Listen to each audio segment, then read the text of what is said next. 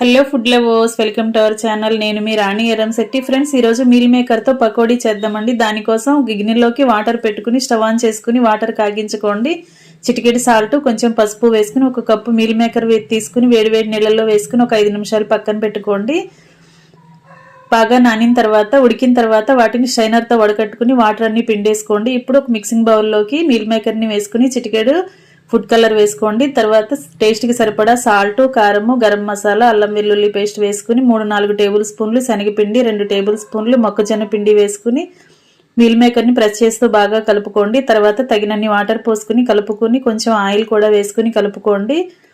2 నిమిషాలు నానబెట్టుకోండి. ఇప్పుడు stove on చేసి కళాయి పెట్టుకుని 2 పచ్చిమిర్చి ఘాట్లు పెట్టుకుని బాగా ఫ్రై చేసుకుని కరివేపాకు కూడా ఫ్రై చేసుకుని తీసుకోండి. ఇప్పుడు రెడీ చేసి పెట్టుకున్న పిండి నుంచి కొంచెం కొంచెంగా పిండిని తీసుకుంటూ ఆయిల్లో వేసుకుని డీప్ ఫ్రై చేసుకుని సర్వ్ చేసుకోండి. మరొక రెసిపీతో మళ్ళీ కలుద్దాం. Thanks for watching. నేను మీ